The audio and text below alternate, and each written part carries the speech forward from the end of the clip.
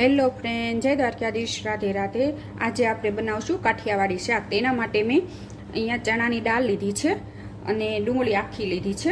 અહીંયા ચણાની દાળ મેં 1 વાટકો જેટલી લીધી છે અને 4 થી 5 કલાક માટે પલાળી દીધી હતી। અને હવે આપણે આને બાફી લેશું। બહુ નથી બાફવાની, તમે તપેલીમાં પણ બાફી શકો। અહીંયા મેં કુકર લઈ લીધું છે, તેમાં દાળ નાખી દઈશું।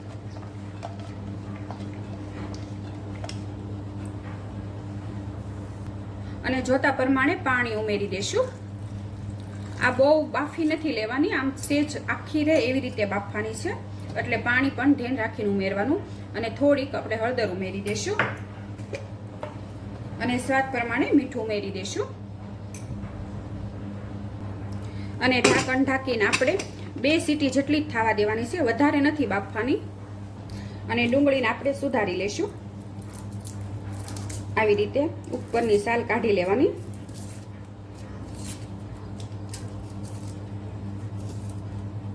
ડુંગળી એક સરખી લેવાની એટલે સરસ શાક બનશે અને દેખાવ પણ સરસ આવશે। 2 ભાગ કરી લેવાના વચ્ચેથી અને આવી રીતે આપણે બધી ડુંગળી સુધારી લેશું।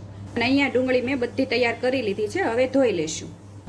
અને દાળ બફાય ત્યાં સુધીમાં આપણે મસાલો તૈયાર કરી લેશું। તેના માટે મેં 1 વાટકી ટમેટા લીધા છે અને તીખી મરચી અને આદુ લીધું છે અને 1 ચમચી આખા ધાણા અને થોડીક હિંગ ઉમેરશું।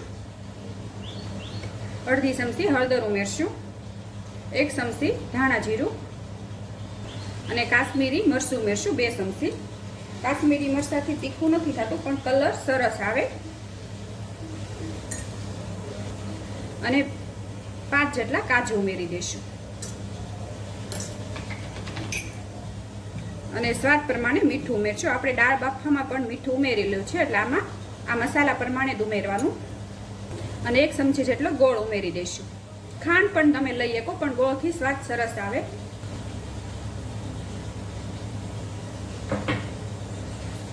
અને 1 ચમચી આમચૂર પાવડર ઉમેરશું અને તમારી પાસે આમચૂર પાવડર ન હોય તો તમે લીંબુ પણ 1 ઉમેરી શકો।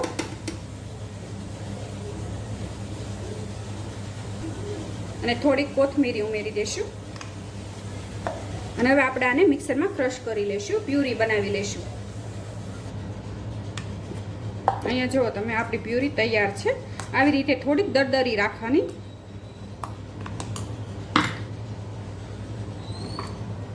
અને અહીંયા મેં તેલ ગરમ કરવા મૂકી દીધું છે 4 થી 5 પાવડા જેટલું અને તેમાં આપણે આ જે ડુંગળી સુધારી હતી તે ઉમેરી દેશું।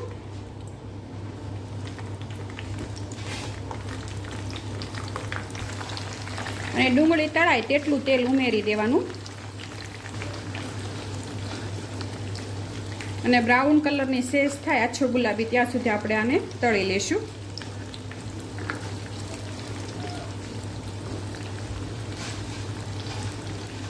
તમે એકવાર આવી રીતે ચણાની દાળ અને ડુંગળીનું શાક બનાવજો, બહુ સરસ બનશે અને મને કોમેન્ટ કરી પણ જણાવજો। આમાં આપણા જે રસોડામાં આપણા જે મસાલા હોય તેનાથી પણ તૈયાર થઈ જાય છે।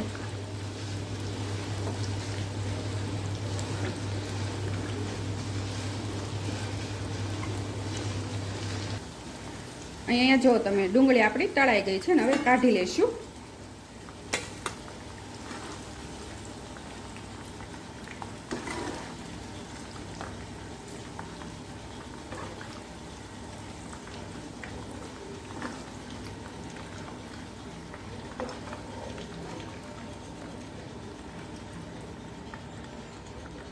અને હવે વઘાર કરી લેશું। અને શાક હોય એ પ્રમાણે તમારે તેલ લેવાનું। અહીંયા મેં 5 પાવડા જેટલું તેલ લીધું છે અને તે આપણે જે ડુંગળી તળી છે તેમાં આપણે વઘાર કરીશું। અડધી ચમચી રાઈ અને અડધી ચમચી જીરું ઉમેરી દઈશું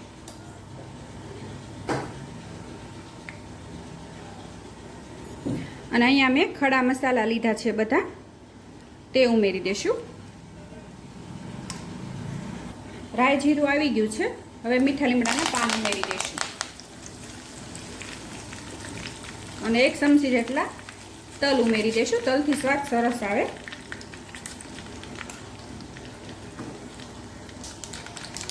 અને અહીંયા મસાલા બધા સતળાઈ ગયા છે, હવે આપણે જે આ પેસ્ટ બનાવી હતી તે ઉમેરી દઈશું।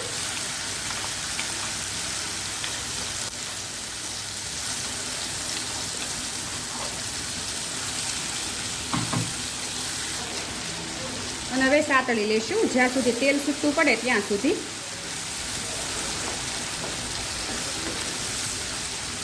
આ દાળ ડુંગળીનું શાક તમને રોટલા સાથે, પરોઠા સાથે ને ભાખરી સાથે પણ સરસ લાગે.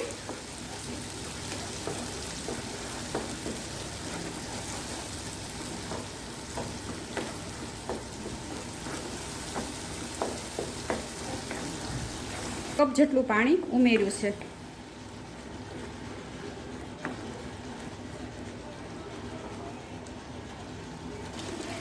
અને આપણો મસાલો બધો તૈયાર થઈ ગયો છે. જો તમે સરસ સડી ગયો છે અને તેલે પણ છૂટું પડી ગયું છે. અને હવે તેમાં આપણે ડુંગળી ઉમેરી દઈશું જે તળી હતી ને તે.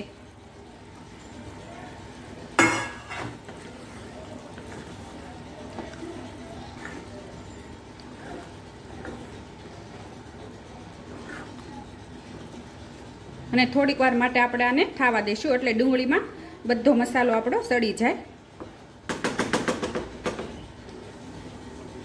અહીંયા જો તમે ડુંગળી પણ સરસ મસાલો સડી ગયો છે. અને હવે તેમાં આપણે જે દાળ બાફીથી ચણાની તે ઉમેરી દઈશું. જો આવી રીતે છૂટી છૂટી બાફવાની.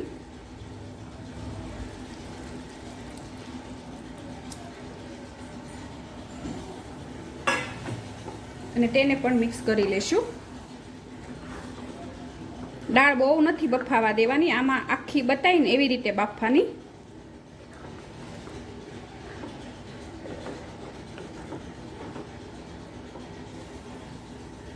અને તેને પણ આપણે થોડીક વાર ખાવા દઈશું. અને જો તમે શાક આપણું સરસ સડી ગયું છે. થોડોક ગરમ મસાલો ઉમેરી દઈશું. અહીંયા તમે પાવભાજી પણ મસાલો લઈ શકો, તેનો સ્વાદ પણ સરસ આવે.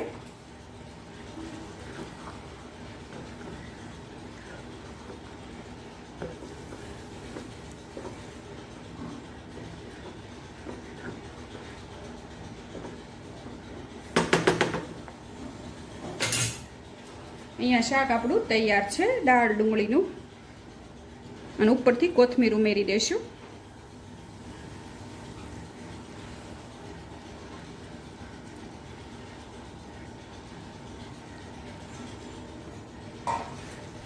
તમે જોઈ શકો છો સરસ બન્યું છે શાક. જુઓ તમે, રોટલા સાથે, ભાખરી સાથે ને પરોઠા સાથે તો બહુ સરસ લાગે. ઘરમાં કાંઈ પણ શાક ન હોય તો તમે આવી રીતે શાક કરી શકો.